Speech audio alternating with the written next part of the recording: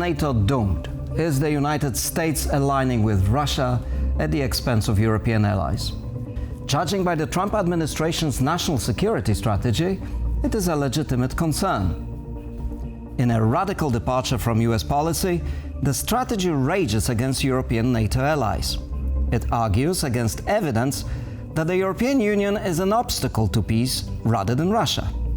And it encourages Eurosceptic parties and Central and Eastern European nations to lead the rebellion inside the 27-nation bloc. All this is music to Vladimir Putin's ears. And it comes just as his sabotage attacks on EU nations are reaching a war readiness level. I'm going on the record to discuss this with Gabrielius Landsbergis, former Foreign Minister of Lithuania, a country which just announced a state of emergency to deal with such sabotage.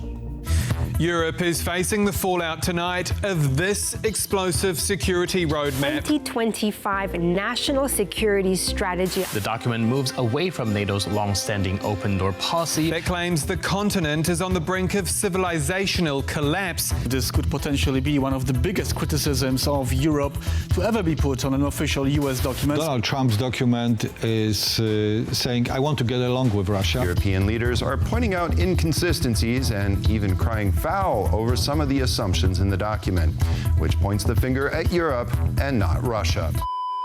President Trump is now strong in terms of domestic politics. The adjustments we see, I would say, are largely in line with our vision.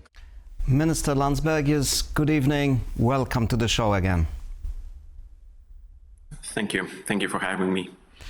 So, Minister, can the Trump national security policy be summarized as Russia in, Europe out? Well, really, it reads as a document that changes the main parameters of the transatlantic cooperation that we've based our security and cooperation for decades, even before the fall of Berlin Wall. Even throughout the Cold War and after it. So it forces us to rethink, especially as Europeans, as to where we are, what burden do we need to carry now after the departure from our established situation, and where it takes us. So there is a lot of thinking to do now in Europe. But is there an argument that this is just paper? But in fact, in reality, NATO is still there, the posture is there, and the Americans are also sending mixed signals on this. So maybe too much is read into this strategy. Well, I think that it's not just a strategy. You see, I mean, it's not the first time that we are hearing similar messages from the current administration in Washington. So the first wake-up call has been, well, for those who have not been listening during the campaign of President Trump, the first wake-up call should have been in February, when Vice President J.D. Vance made a very similar speech to the current strategy in Munich.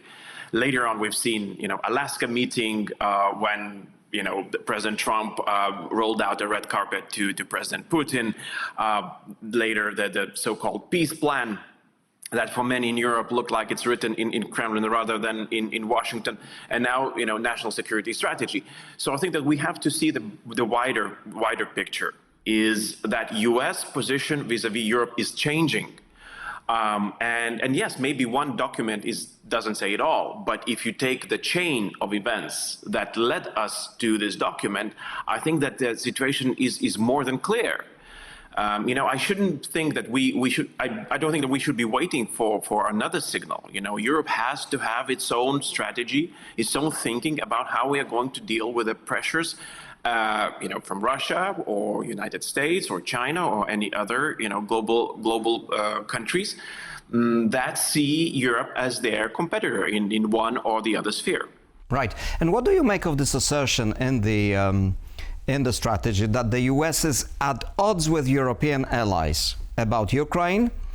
And it argues that the Europeans have unrealistic expectations which lack popular support from the peace-loving Europeans. Well, I mean, it's very much a European internal matter, right? So many leaders in Europe work with all the leaders, democratically elected leaders in Europe, work with a mandate that was given to them by their electorates, and that mandate clearly states that Europe wants to be free, defended from Russian attacks, and they are willing to support Ukraine in that fight. Maybe there is a difference in how much the countries are willing to be involved in support, right? So there is difference, for example, from southern European countries and northern European countries, those who are closer to Russia, those who are further from Russia. But I mean, all the countries in Europe, have this democratically elected mandate, supported mandate for their actions. So. I mean, the United States might be at odds with Europe because United States might see it differently as that they do not need to be involved in supporting Ukraine, and they have a right to do that, and actually they did. This year, United States is no longer supporting Ukraine's fight for its territorial integrity and freedom, but Europeans took it up. So so to blame Europeans that they are doing what they've been elected to, I think it's not a conducive way forward. There are other inconsistencies in this strategy when you look at it at first glance. It complains about things that Europe is already doing, for example, like raising spending on defense, arming their countries, bringing up the military spending and all of that. Even on migration, which is a key point in that strategy, where Trump people criticize Europe for being too liberal on migration. Even on migration, the EU is tightening regulations. So, there are other arguments which seem inconsistent because on the one hand, the strategy says the EU as such should be weaker, but Europe stronger. How does making a fragmented Europe stronger and more valuable ally, that's puzzling to me. So, maybe it's just some of this stuff is just not so significant and the hard things matter. Well, I think that what you just mentioned is quite significant, honestly, because on one hand, there are experts who support the current administration in the United States, who would say that the main threat for the United States currently is emerging more aggressive China in Indo-Pacific, which has to be contained, deterred, and if needed, defeated if it challenges the United States. And therefore, United States involvement in the wars in Europe is a distraction that might, is just, where United States is unable now to offer the attention that it previously could to Europeans, and now it has to refocus. And therefore, Europe has to become stronger, self-reliant, stand on its own 2 feet, and be able to deter and fight off Russia. So it's a valuable argument on the American part. It is a valuable argument, exactly. I mean, it's difficult to really fight it off, right? So you have to think about the ways how we need to cooperate, in the Pacific, right? To kind of to balance this out. But the argument that is made in the new strategic document is very different one. It's as if United States wants a weaker Europe, because a divided Europe will always be weaker. We're seeing what, a single country, the so-called patriotic country of Hungary is doing to Europe. We're unable basically to make any decision that would make us stronger. So imagine Europe fractured by these powers that are supported by the United States. We would be unable to defend ourselves. We would be unable to raise Europe budgets. Would presumably be also unable to help the United States in anything. Exactly. So, a subservient, weak power, weak continent, constantly threatened by Russia, constantly subjugated by, economic power of China. I mean, it doesn't play a role. It's not a partner that United States, should be willing to have. Yes, that is the major inconsistency that is quite important. Another inconsistency is, to me, that it criticizes Europe for being dependent on Russian energy, although it doesn't acknowledge the fact that it's less and less dependent, and actually, there is a plan to get rid of Russian gas and oil completely, and then urges stabilization with Russia, and actually some of Trump envoys to Moscow already negotiate business deals with Moscow. How do you explain that? Yeah, well, I mean, one of the things with energy, I mean, it has to be noted that if not for Hungary, Europe would be far less dependent on Russian energy resources than it is now, right? So if again, you know, in American strategists' minds, you know, countries like Hungary should take, you know, a more prominent role in Europe, we will have more Russian energy resources that are being purchased by Russia, not less. So it's, you know, it's really difficult and really bizarre what the strategy's end goal is. Actually, it seems as if, you know, as I said previously, you know, a weak Europe that is, you know, basically just has to buy anything that Russia throws our way and unable to defend itself. So it's, you know, it's difficult to understand. And yeah, I mean, it could be potentially that some of the businessmen in the United States would see benefits of reopening, you know, business ties with Russia. But then again, you know, who would be the clients of those business deals, right? So if there is a new oil contract in Russia, you know, is there hope that, you know, United States is not going to buy, you know, Russian oil? Middle East, neither. China is already buying that as much as they need. So again, Europe. Well, maybe weaker Europe. Maybe a weakened Europe will be forced by both sides to buy this oil. Yeah. So it's right. I mean, you know, I will go back to the point that I said recently. I think it needs stressing that Europe has to admit that it is in a crisis now. You know, it finds itself in a crisis, and we have to solve it as crisis as we did in the past, when we enlarged, when we figured out Schengen, when we figured out single currency for the Union. This is a similar event. We need to find ways how to fix it. I'd like to go back to solutions later, but first I wanted to ask you, you know, all this is happening as the US administration is also ramping up pressure on Ukraine to accept the peace deal. We don't know all the details, but it seems it will meet many Russian demands. And also it comes as Russia is ramping up sabotage attacks in Europe. And our reporter asked Mark Rutte, the NATO Secretary-General, what the alliance was going to do with the sabotage attacks in Poland and Lithuania, your home country. And frankly speaking, his response did not offer much of substance. Be it intentional or not, whatever Russia is doing or Belarus is doing, look at the balloons with Lithuania, that we will react in a way of our own choosing, but they will feel it. Is the US attitude to Europe partly responsible for the fact that we're getting no solid response to these attacks from NATO and from European capitals? This is a tendency. You know, we are in an age of, you know, so-called hybrid attacks for, you know, almost 3 years. You know, Poland was a major target for Russian hybrid attacks. Lithuania was another one. Germany, Nordic countries, and the problem was always the same. You know, that the answer leaves more to be desired. Right? It's always, you know, there was always a lack of a definitive answer of what to do with it. But my question is specific.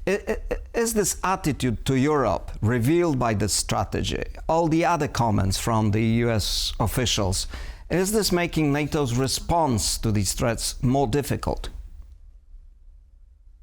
Well, look, but I mean, my point is that even 3 years ago, it was very difficult for us to find an answer, right? You know, even when without the national security strategy, when the drone incursion happened in Poland, you know, there was no definitive answer from NATO. You know, the only answer that NATO was able to find is to ask for a fact-finding mission to determine whether that was intentional. And as far as I know, the mission is still ongoing. So rather than strengthen the countries that are facing these attacks, you know, NATO already showed that it's, you know, is incapable of finding the real answer. So surely the national security strategy won't make it easier, but that should force us, you know, to think of what you know, countries like Poland and Lithuania and other countries are supposed to do in this environment. You know, if we can't count on the alliance for the attacks that we're currently facing. So does that mean that, for example, you can start thinking, because now we're moving to the solutions part, So is it a time where, let's say, the Baltic states, Poland, the Nordic countries should form some kind of a NATO within NATO? And isn't that a risky strategy, because at the end of the day, NATO still has the cohesion and the means to respond? I think that when it comes to hybrid, especially because in NATO's doctrine, when it comes to hybrid currently, is that countries mostly have to deal with the threats on their own. So I wouldn't omit the possibility of countries around the Baltic Sea, which face the highest number of hybrid attacks of every sort, forming some sort of a hybrid, security arrangement, maybe not organization at this point, but helping each other, the countries who are facing these hybrid attacks. So Poland, a bigger country, can play a bigger role in the Baltics, where Baltic countries are facing similar attacks, but just unable to figure out the mechanism to deal with them. Germany could also offer a lot of muscle to deal with that. So I'm not suggesting that it's something that would replace NATO, right? It's not our role to replace NATO, but actually deal with the problems that we currently have. If nobody else can deal with that, we still have those issues. And Lithuania, as you mentioned, now faces an enormous hybrid attack from Belarus, with our airport blockaded almost every day. So we need to deal with that. And what do you think when Trump says NATO calls him daddy, which is a reference to what Mr. Rutte called him a few months back? Is Mr. Rutte up to the job? Well, look, I understand where he's coming from, right? So he chose a strategy to appease, right? To praise President Trump, to appeal to his better nature. And maybe chose some unsavory words that, that maybe some of us would not choose, but okay, it's up to him to do that. But my main question has always been, do we have a plan B? Does Europe, and the European leaders are working on a plan B if the plan A to appease President Trump would not give results? And, that has been my question when the leaders assembled in Washington. That has been my question during the NATO summit, and that's still my question. And if it would appear that we are not working on a plan B, that the only strategy that we have is, hoping that, that Americans will come around and change their position towards Europe, well, that is a very dangerous thinking in these times.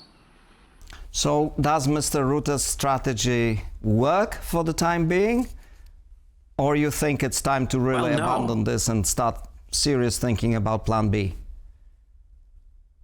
I think that we can continue both on both tracks, right? So let's never close the door to our transatlantic friends. It has happened the same way during the Second World War, where Winston Churchill has never stopped knocking on Washington's door until Americans actually turned around and assisted in Allied efforts to defeat Nazism. With all due respect, I'm not sure this is an entirely good comparison, because as we all know, the US entered the war in Europe only after Japan attacked the US.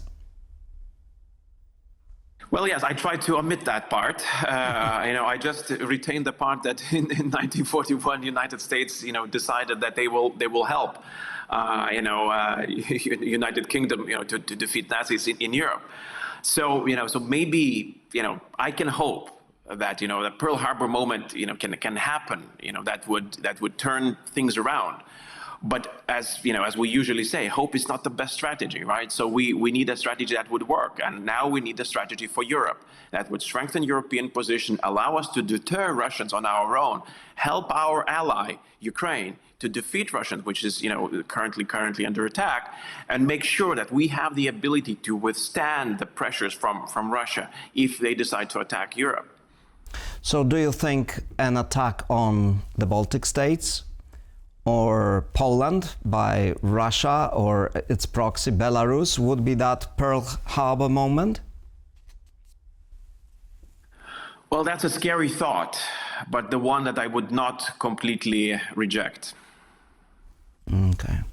Well, the Financial Times has just reported that, quote, European intelligence chiefs have foiled plots to derail crowded trains, burn down shopping centers, discharge a dam and poison water supplies.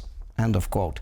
And the paper says that some of the intelligence community in Europe assess these incidents, such as the rail track explosion in Poland or now the balloons, pose greater threat to civilian lives than Islamic terrorism, of which the American administration seems to be so obsessed about.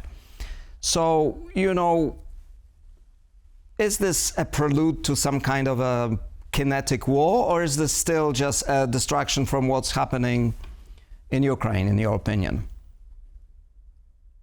Well, I mean, we are clearly either at the very, very close to a red line, or we are over it. We just don't see it that way. I try to imagine the situation where, especially after the latest incident in Poland, where the railway tracks have been, tampered with by Russian agents, and just by lucky accident, people were not hurt.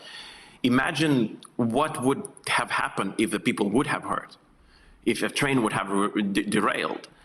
I mean, many people would be calling that an act of war, because an aggressive neighbor, aggressive country has, did something to kill maybe tens, maybe hundreds of, innocent people in NATO country.